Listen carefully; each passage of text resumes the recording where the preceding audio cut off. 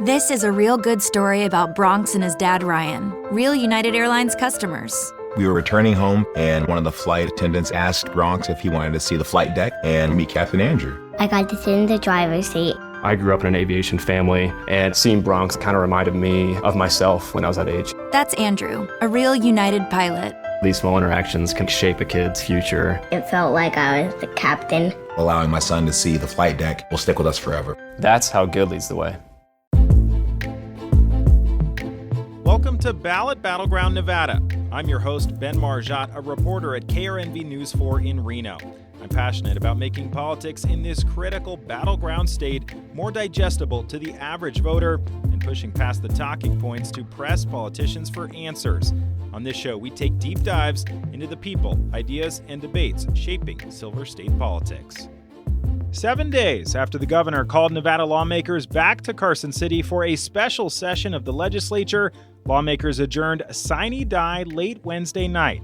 The 36th special session in Silver State history was an unusual and dramatic one, with a rarely used procedural maneuver nearly sinking film tax credits on day one, and for the first time in Nevada history, lawmakers adding their own bill to the agenda.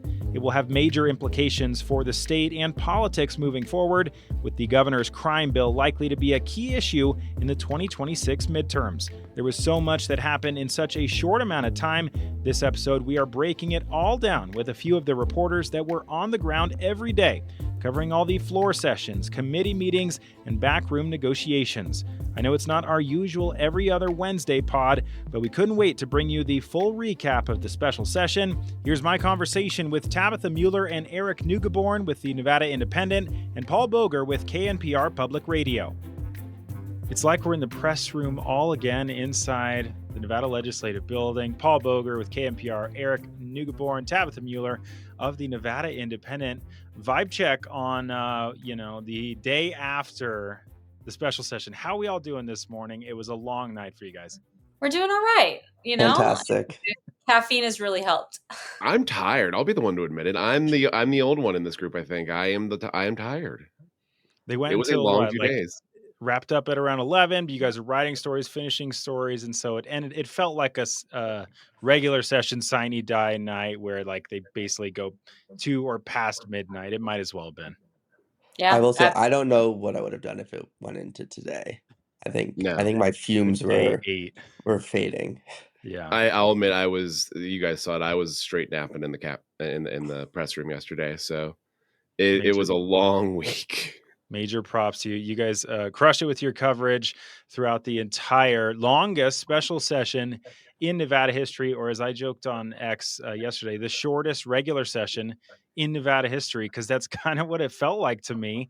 So much on the agenda, so many bills to talk about, appropriations, joint resolutions. Did this feel like a special session, at least the ones that we've all covered in the past? To me, it literally felt like an extension of the regular session. No, Paul, I'm going to jump in here and feel free to cut me off. But I've covered a few special sessions and this did not feel like those, right? Usually when you call a special session, it's one specific bill or one set of topics. And there's a few things. I wasn't here during the COVID session, so maybe Paul can pick up on that one, what that was like. But I mean, even Oakland A's, or when we didn't pass out the capital improvement budget, right? Like, those ones were we were there and the governor is sort of holding the legislature hostage. And it was so interesting because in this special session, it was like the legislature had so many different topics and so many different things that, like you said, it was an extension of the regular session, but it also was an opportunity for lawmakers to kind of hijack the conversation. I mean, that's a strong word, but that is kind of what happened, where they kind of co-opted the session. We'll get into the introduction of a bill that wasn't on the agenda for the first time ever. But let's start from the beginning. I think we were all there, if memory serves, for the first assembly floor session on day one, a week ago today. And, we've covered enough of these sessions, but I'll explain for our audience, the first day is usually it's the pomp and circumstance. We're swearing in the new members. Everyone has their families there, at least in a regular session, but not a lot of excitement maybe happens on the first day. And that all kind of changed.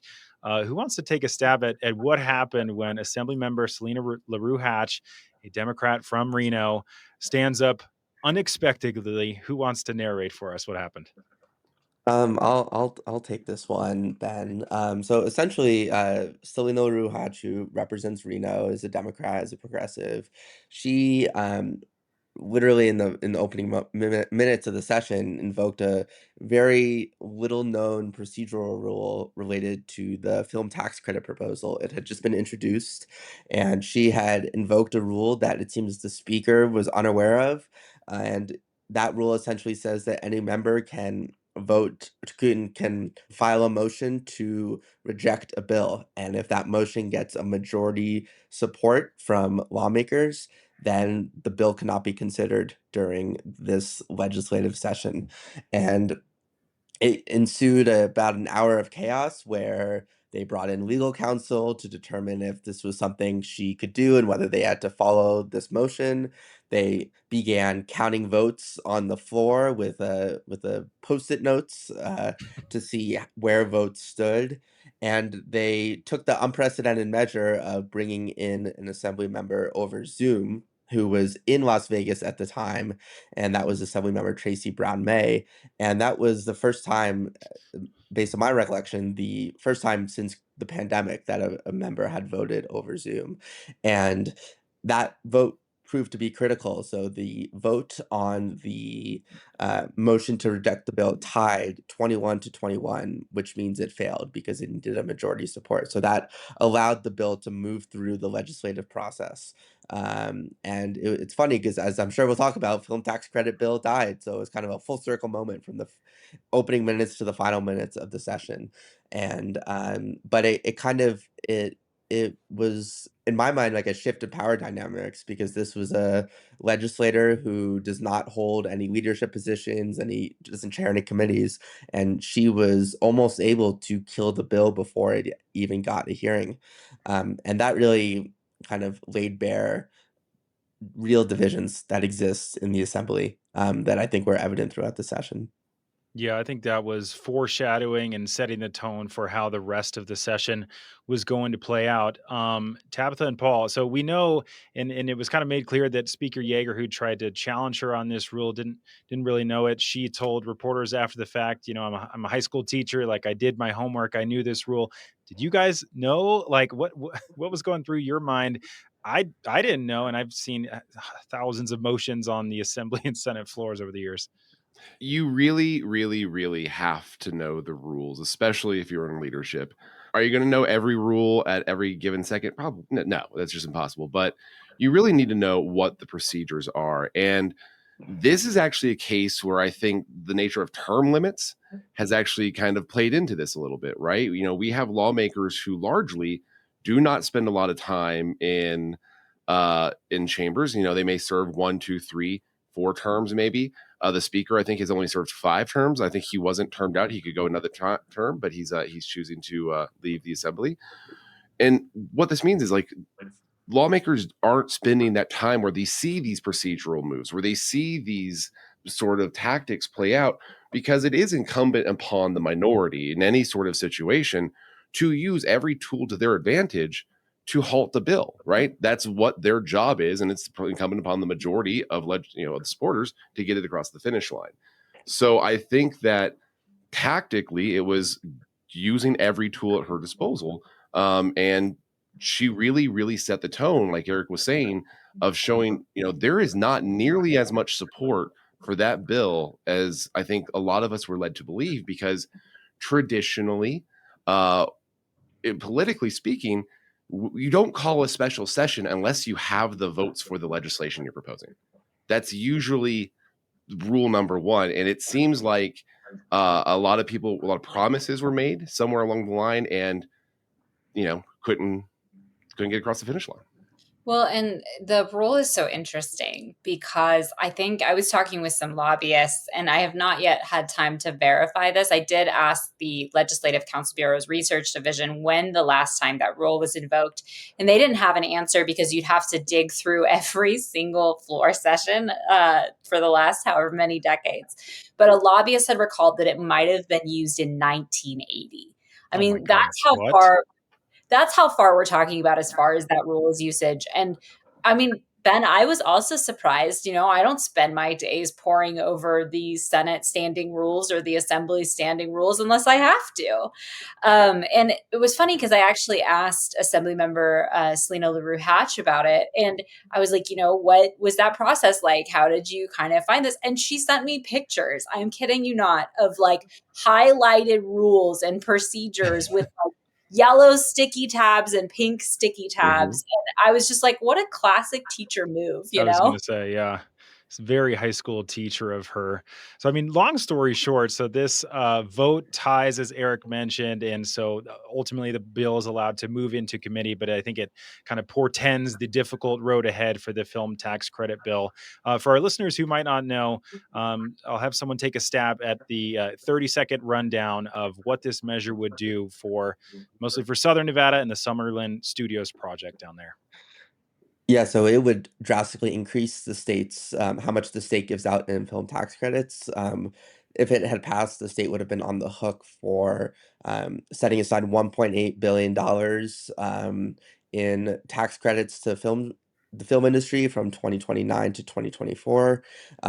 Almost all of those credits would be for productions at a yet to be constructed film studio project in Summerlin, outside of Las Vegas, and the rest would be for projects outside of that area. And it would have also funneled some money for pre-K, and there would have been some strict investment requirements with consequences for film studios if they didn't invest enough money in the Nevada economy and create a lot of jobs. But it definitely seemed like people were unwilling with setting aside such a large amount of money for such a long period of time. And for folks who might not know, the two kind of sides that formed was this coalition of 19 or 20 construction and trade unions, mostly in Southern Nevada, where this project would be built, part of the Nevada Jobs Now coalition that said it would bring 19,000 construction jobs and several thousand, I think, permanent jobs beyond that. On the other side of that, we had this coalition of progressive groups, but also the state workers union asked me and a handful of other groups that were opposed to this. They had this press conference on day one, calling on lawmakers not to pass, they're calling it these Hollywood handouts. So I guess that's kind of a dramatic day one. We can fast forward through a little bit of the next couple of days, I would say, because really a lot of the drama kind of happens in the last 2 or 3 days. But that bill and many others start to make their way through the process. The film tax credit bill passes ultimately in the assembly. I want to say it was Sunday night, guys. Correct me if I'm wrong. As well as the governor's crime bill from the assembly as well. Someone else give me the 30-second rundown of the governor's crime bill. Obviously a major priority for him, the Safer Streets and Neighborhoods Act. Obviously the former Clark County sheriff, so it's been a big campaign promise and priority of his. Oh man, I can take the crime bill unless Paul wants to hop No, into that's all this. you. And I want to give a quick shout out. Our reporter, Isabella Aldrete, she has done yeoman's work on just tracking this crime bill. And if you want to read her stuff, it's on the NevadaIndependent.com. But the 30-second version of this, I think, is that this criminal justice legislation was the reason we called the special session. Governor Joe Lombardo, formerly Sheriff Joe Lombardo, I think he's really pinning his hat on this, especially heading into the 2026 election cycle. And what this was, it's a sweeping criminal justice bill, and it aimed to reestablish a resort corridor court, which has been kind of criticized by civil liberties groups. And essentially what this is it would basically say in tourism districts, aka the Strip in Las Vegas, there'd be a special court to deal with crimes associated on it. In addition to it, though, there were some higher criminal penalties for things like smash and grab crimes and a few other things, as well as at the last minute, an amendment that was adopted by Democrats that would prohibit school districts and public schools from allowing certain law enforcement from accessing school grounds without a lawful order except in certain circumstances. And if you read into that a little bit, it seems to imply that that refers to immigration officials like ICE, but it was a little bit they kind of hedged it a little bit, I think. And so we're kind of waiting to see what happens with that bill, because it did pass out of the Assembly and it did pass out of the Senate, but it still needs to receive a signature or a veto from Governor Joe Lombardo. Yeah, where do you guys what do you think he's going to do with that bill? I mean, obviously, it's something that he wants to be able to run on to say that we pass this legislation, albeit a watered down version. Many of the statutes were pulled out of it. Or, for example, in the regular session, the version of this bill had the provision to lower the felony theft threshold. That was taken out as a result of making a number of changes and amendments. The cost of the bill comes down quite a bit. And so it's a watered down version, but it gets through nonetheless, with some Democrats in support.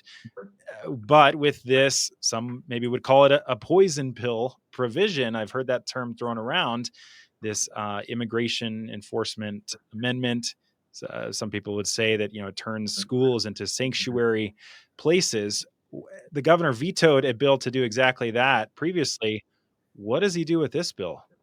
So I think that the interesting part of this is when this amendment came in, there was also a separate measure that was introduced to introduce a corridor court. And because the corridor court is something that both Democrats and Republicans had been in on agreement. It was backed by the resorts industry as well as the culinary union. So you're seeing a kind of a merging of usually oppositional forces on that one. And so it was interesting to me because that corridor court bill died. Now, if they had thought that the governor was going to veto this, I think they would have passed the separate corridor court bill. Now, I don't have anything that will guarantee. I don't have a crystal ball, right? If I did, I would be sitting on a beach in the Bahamas instead of on this podcast, Ben. But I think that looking ahead, I think that may be an indication that the amendment that came, which was very stripped down from the original proposal that Governor Joe Lombardo had vetoed in the 2025 session, it may be an indication that there's some room for consensus on there. And I'll also note that in the governor released a statement when the special session concluded last night, and the first thing he mentioned was that he called the special session because I felt that Nevadans could simply not wait any longer for safer streets. That appears to be a reference to this legislation, and hard to read too much into any one thing. But this is something that he had put in the special session, and correct me if I'm wrong, but it's very rare for someone to veto a bill that was in their own special session agenda. Yeah. If it's ever happened. But they also had there was also another public safety legislation that came forward, right? That was the school zone public safety. So maybe the governor is like, I'll be happy with that if that's what goes through. So we'll kind of have to see. But I think that everyone was calling this Governor Joe Lombardo's crime bill, right? Or his criminal justice legislation. But Paul, I don't know, sorry, not to hijack the interview, Ben, but Paul, please. Political perspective of that, what are your thoughts? I mean, I think you're all exactly right. I think it's hard for the governor to not at least take a look at seriously signing that legislation. It is the impetus for calling the special session beyond, the film bill. And I think that, while this is a poison pill, the governor has walked a fine line when it comes to these sorts of immigration questions. He has been supportive of President Trump's agenda when it comes to immigration and deportations. But, kind of his actions in that vein have been somewhat, I wouldn't say milquetoast or lacking, but, they're not full throated. They're not, super, into it. He's not throwing the full force of his office at those issues. So I think that this particular bill politically, it very likely will go into law. Yeah. Wherever Bud goes, his harmonica goes with him. It's a pocket full of soul.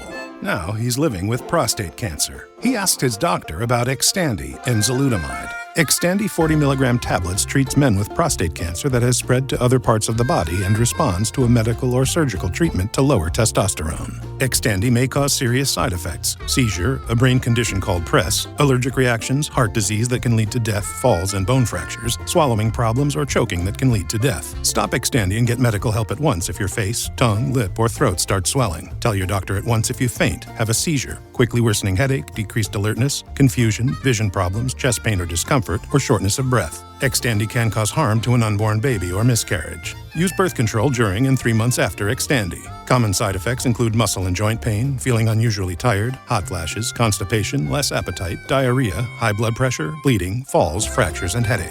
Talk to your doctor and visit Extandi.com.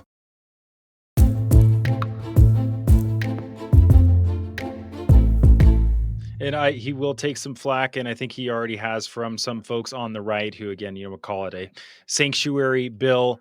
But at the end of the day, he's going to want to run on passing this bill that tightens a number of criminal statutes, and that's going to be something, probably a key element of his 2026 reelection campaign. Let's fast forward a little bit to Monday morning, or excuse me, when was it? Tuesday. I'm losing track of my days here. We wake up, we all go to the legislature, and Tabitha, you did some great reporting the night before, referring to this another unprecedented move that was potentially coming down the pike, which was getting lawmakers to sign on to a petition that has never happened before in Nevada history. What was the impetus for this? What were you hearing, and why did lawmakers take this unusual, never before been step of adding a new bill to the special session? So I think that to explain this for readers who are not familiar with the legislative process, or listeners in this case, you have to look at the Nevada Constitution. And the Nevada Constitution specifies that the governor can call a special session, and or the legislature with a 2/3 majority. Now, in each chamber, you have Democrats are one seat shy of a 2/3 majority. So they cannot just run rampant over the governor. They need at least one Republican in each chamber to support that effort if that's what they wanted to do. And in the 2025 session, there was a measure that was the cracking down on corporate home buyers. And we know this is a bipartisan issue. When it came up for a vote, Senator Ira Hansen, from a Republican from Sparks, stood up and he said, I am going to vote against this because the governor's office has asked me to do so. However, I think it's really important and I would have supported it otherwise. He did support it also in 2023 when it came forward. So that is the context you need to understand about this, because heading into a special session that is for emergencies, my read on this is that Senator Ira Hansen and his wife, Assemblymember Alexis Hansen, they sort of were the linchpins to getting across this historical moment where the legislature called itself into a special session to add to the agenda this corporate housing legislation, or this legislation cracking down on corporate housing. And when it was called, it was just unprecedented, right? I mean, folks were digging through the Constitution. We were talking about, how does this work? We kind of decided that it was still the 36th special session, but the proclamation, or the petition that had been signed, superseded the existing special session. And they included Lombardo's agenda into their petition. So that didn't affect anything in that way, which is why we kind of described it as they added a bill to Governor Joe Lombardo's agenda. But they did call themselves into a special session, which is just procedurally fascinating.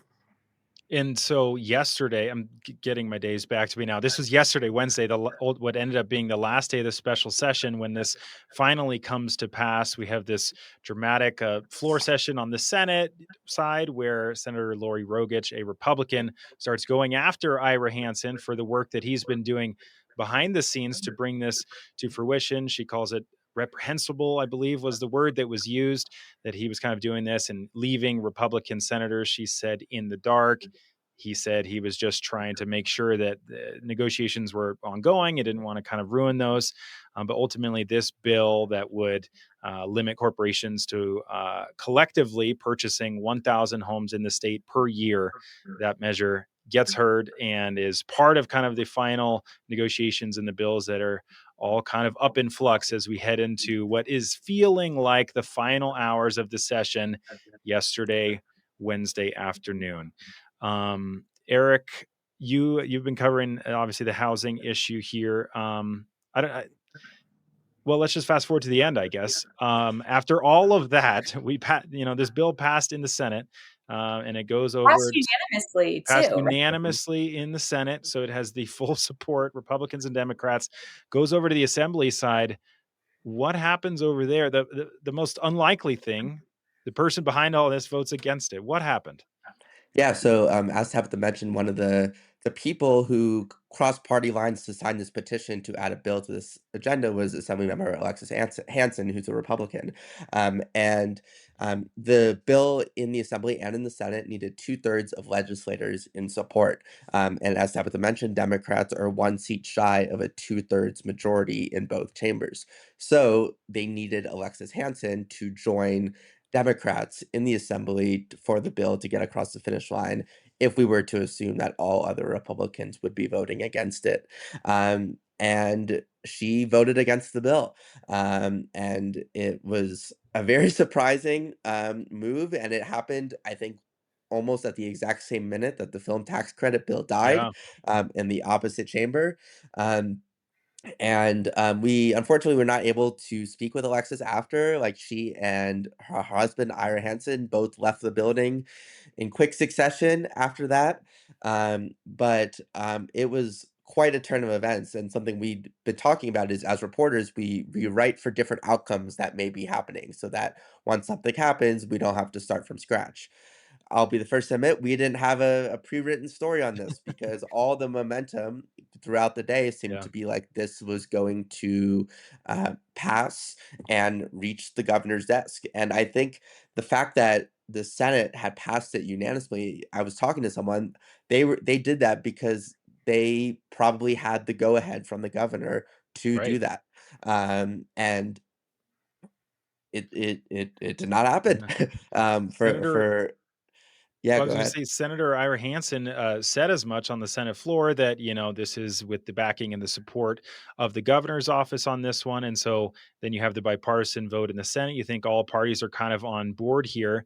Alexis Hansen was kind of emotional, started like almost tearing up during this floor speech, but didn't really elaborate on what her reasoning was. So something happened somewhere along the way, but no one knows yet. But it's certainly an interesting one, and as I'm sure we all will continue to follow up on the fallout from this special session, that's something that I'm certainly interested in. Meanwhile, there's so much going on. At the exact same time as you guys mentioned, film tax bill is finally, at long last, coming up for a vote in the Senate. Paul, we had kind of gotten the sense, and you and I had a very brief conversation much earlier in the day where it seemed like the writing was on the wall for the film tax bill, but it still had to go for a vote, right? Right. I think that early in the conversation of the special session, it was assumed, especially after that vote in the assembly, that the that would be the challenge, right? And that once it got to the Senate, it would be a much smoother ride. Because of course, why would you call a special session if you didn't have the votes?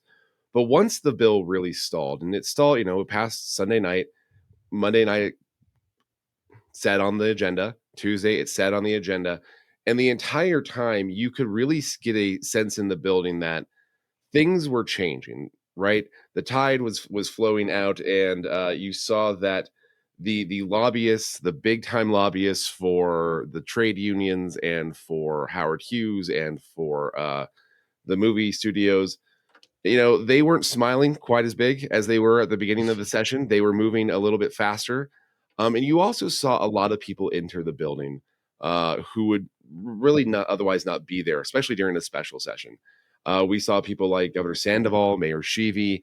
I know Devin Reese all were in the building yesterday trying to talk members into, I think, supporting this bill. We saw, of course, this was a bill aimed at Southern Nevada, but over the course of these conversations over the last 3 years about where these films will take place, where production will happen, Northern Nevada has wanted a piece of the pie too. And through all of this, UNR was supposed to get some media production out of this. And so you saw a lot of efforts to make sure this passed. And I think for a lot of members, they were turned off by that effort. Yeah. We saw a lot of strong arm tactics over the last several weeks trying to get folks to support this bill. And I think that, I'm not going to say, a lot of promises were made, but we saw that there was a lot of effort put into getting this passed. And so much so that I think a lot of members just felt like they would much rather be home than be even a part of that vote.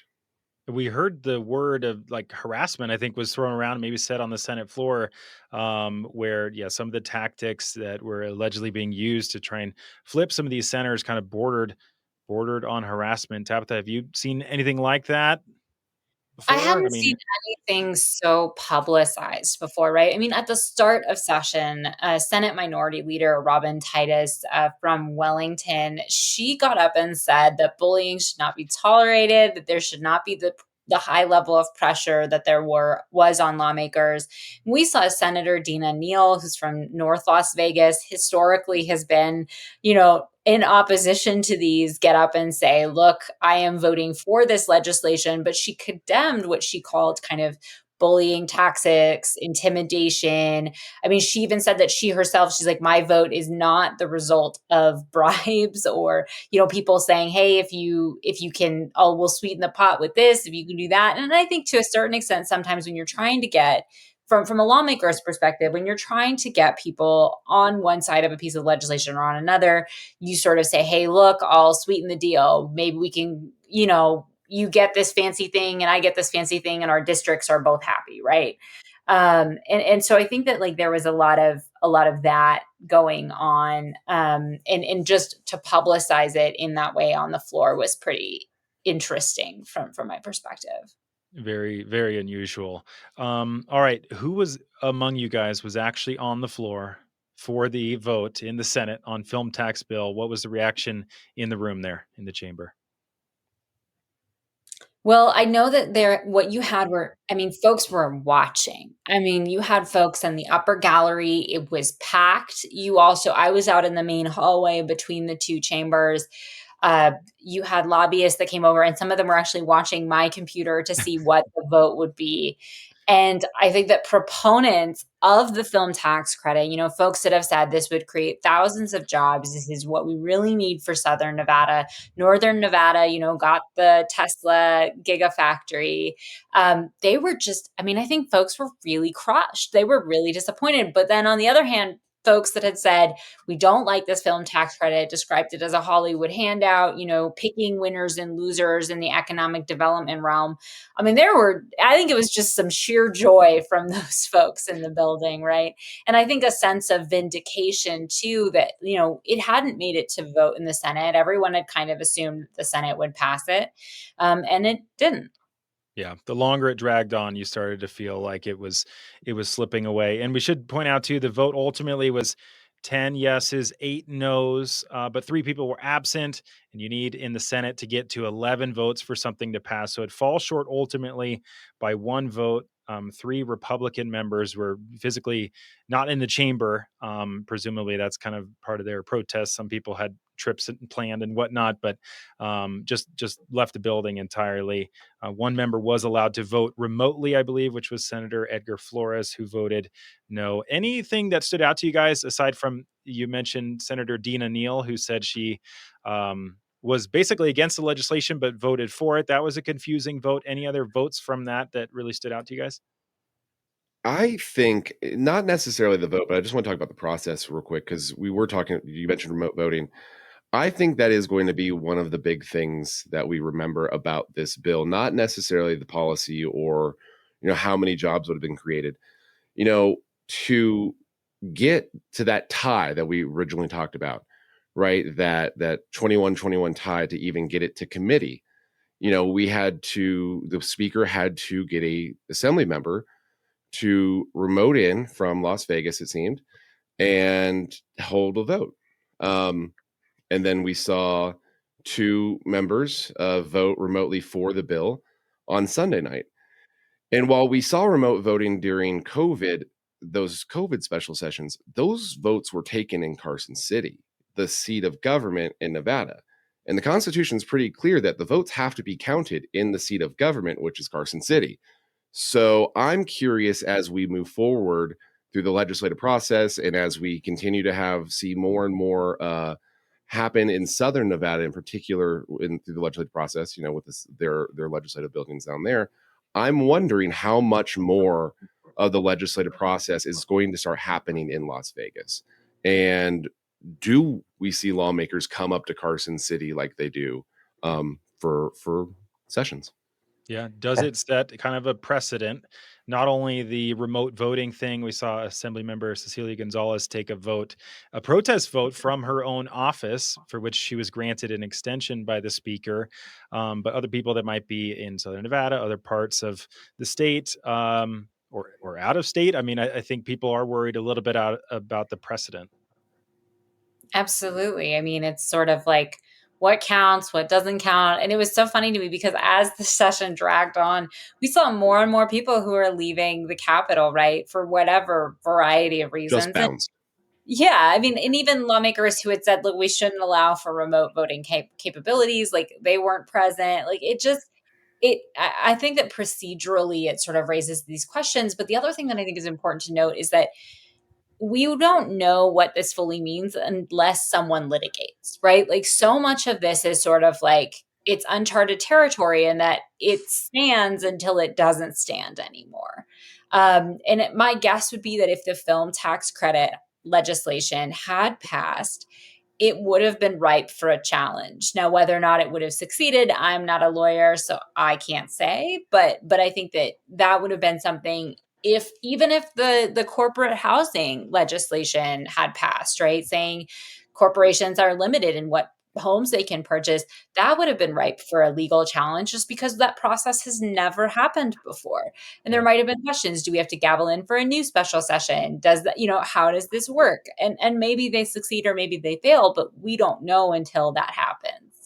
¿Hablas español? Sprichst du Deutsch? Kan du norsk? If you used Babbel, you would. Babbel's conversation-based techniques teaches you useful words and phrases to get you speaking quickly about the things you actually talk about in the real world, with lessons handcrafted by over 200 language experts and voiced by real native speakers. Babbel is like having a private tutor in your pocket. Start speaking with Babbel today. Get up to 55% off your Babbel subscription right now at babbel.com/Spotify, spelled BABBEL.com/Spotify. Rules and restrictions may apply.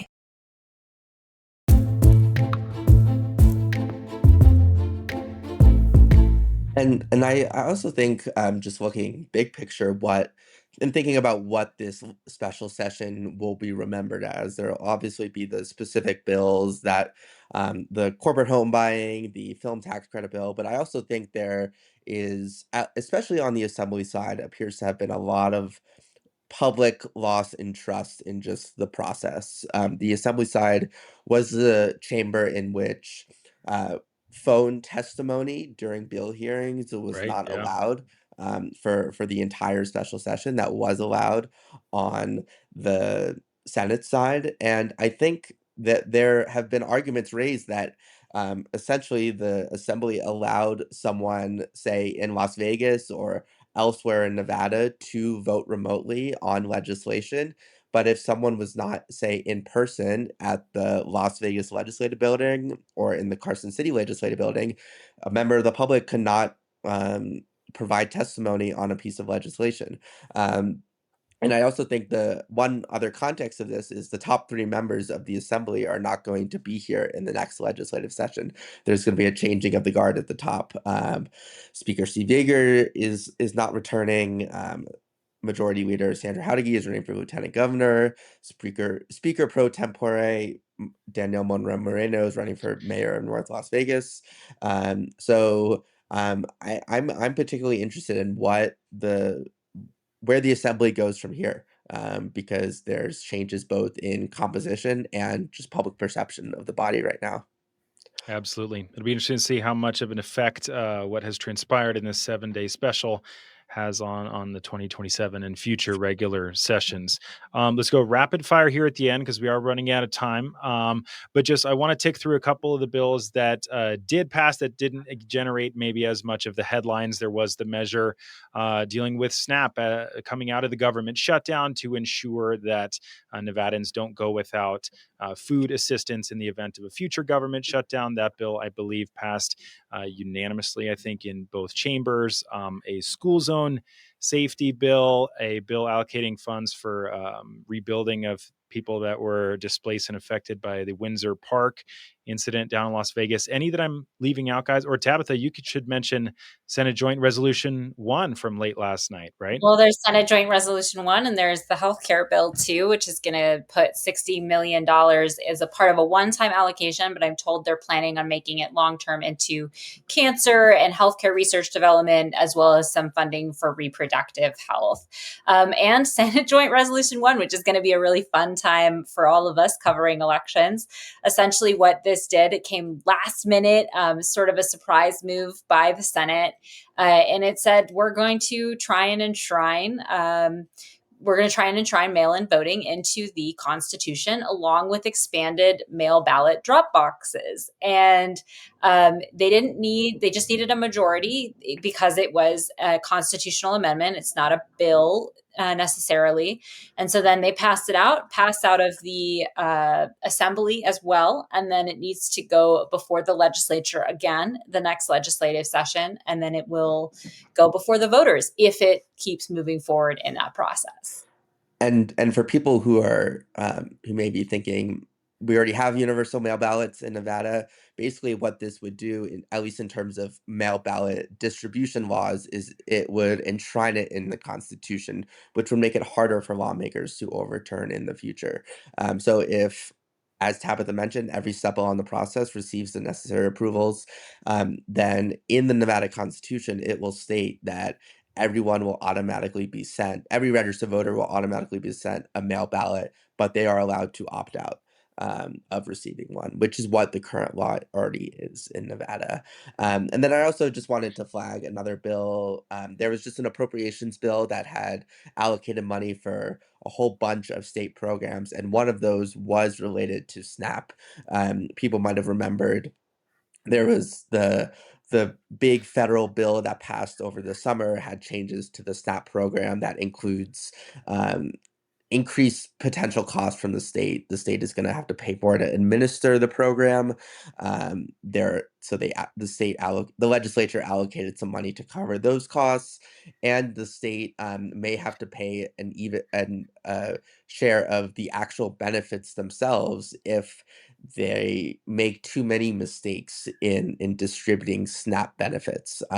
So they allocated some money to try to shore up that error rate or the number of mistakes that may occur when they're distributing benefits. Yeah, good context. Thank you for that. Because, there's so much made of the crime bill and the film tax bill, but there were many other bills that passed.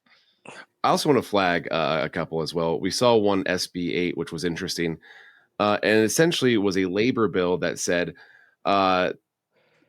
employers made clear that employers do not have to pay employees for requiring them to show up at a certain time if they're not necessarily working. So that was a major labor bill that we saw.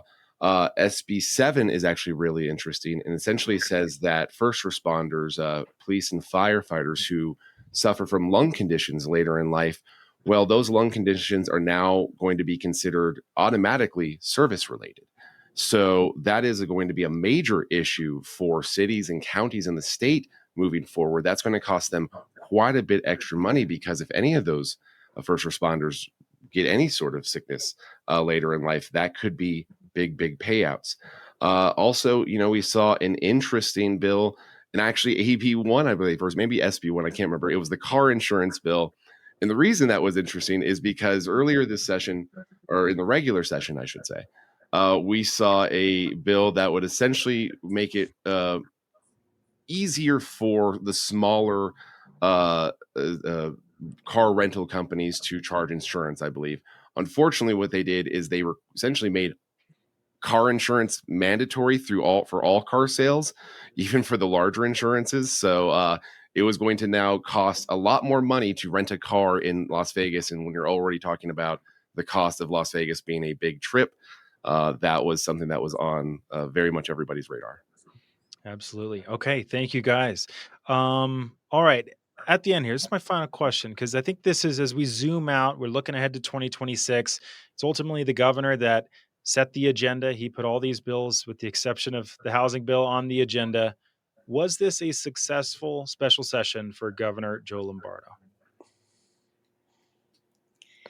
He got crime, which I think he wanted. Now, was it in the form he wanted? I don't know. I think that some of this we're going to have to wait to see how those vetoes and signatures turn out. I would say if I had to put something down on paper, I think that it depends on how he spins this in the 2026 election cycle and how his opponents spin this, right? Maybe it's a wash at the end of the day. We'll have to kind of see. Yeah, I would say just purely from a policy-making legislative process, I would say it was not a success. Just because in a special session, as Paul was saying, the general thought is that you put the things on the agenda, you think they have the votes going in, and it passes. It wasn't that simple this time around. And although the governor has not kind of been a rah-rah supporter of film tax credits, he would have signed the bill if it reached his desk. And but also the political stakes, I think, are kind of hard to measure. Some of these bills, especially film tax credit, for example, was not like like a purely partisan issue. It's not like Democrats were on one side and Republicans were on the other. And I think it should be noted that um, the if the governor's opponent in the gubernatorial election is Attorney General Aaron Ford, he's been a long supporter of film tax credits and was instrumental to the program even existing in Nevada in the first place. That changes a little bit if his opponent is Washoe County Commissioner Alexis Hill because she's a vocal critic of the credits. But I think the jury is still out on what this looks like and how this session will be used politically next year. Paul, want I to chime in on that one? Yeah, I think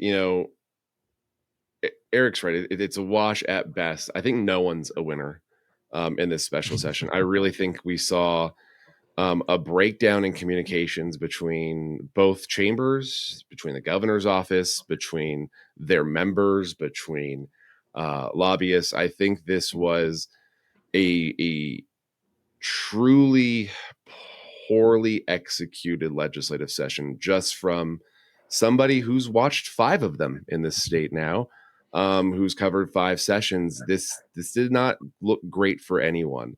I think that Eric's right, Tabitha's right. It's all about how they're going to spin this. I think that you're going to very much see the governor distance himself in the next several weeks from this crime bill. I think that, or not the crime bill, excuse me, from the film tax credits, and even the crime bill has a poison pill in it, right? So, what is anybody going to take home to their constituency saying, "Hey, this is a win for us," other than maybe the one bill that was needed for this special session, and that was the SNAP bill that would create the General Assistance Fund to make sure that if there's ever another federal government shutdown, there would be the mechanisms there to fund SNAP benefits moving forward.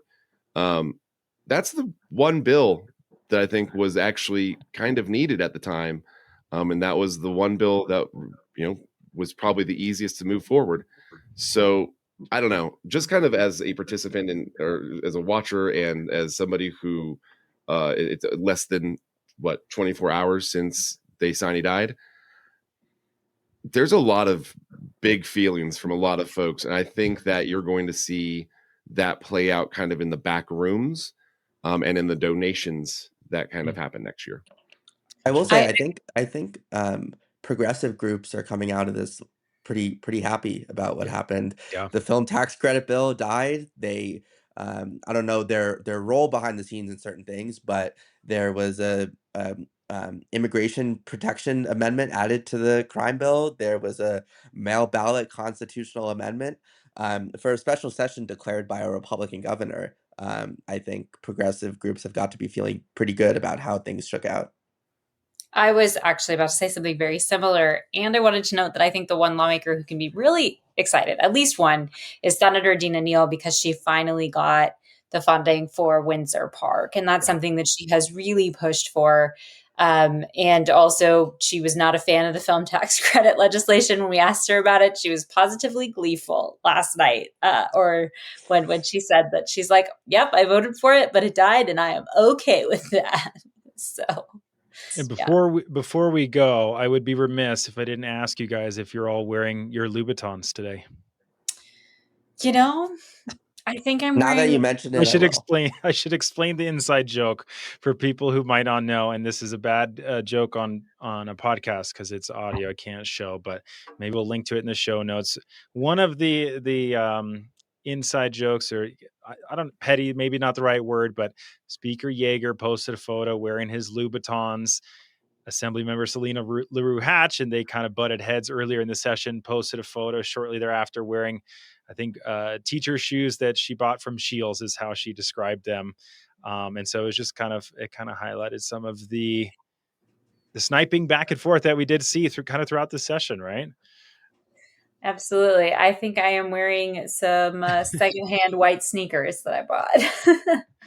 Like you said, Tabitha, it would be great fodder for the third house, the comedic portrayal of the legislature, if we had one for this special session. And I'm telling you, imagine we could have started out on Zoom and then all walked in our robes. Like, it would have been great. Oh, okay. You got to plan it. We'll all be there. Okay. Tabitha, Eric, Paul, thank you guys. You guys have done incredible work reporting for 7 days, even leading up to it, many days leading up to the special session as well. But during the session, long nights, early mornings, 100 stories probably. So thank you guys all for your hard work keeping Nevadans informed, and a lot more work to be done as we kind of cover the fallout. So thank you guys, and we'll let you get right back to it. Thanks, All right, Ben. thanks, All Ben. right, thanks, Ben.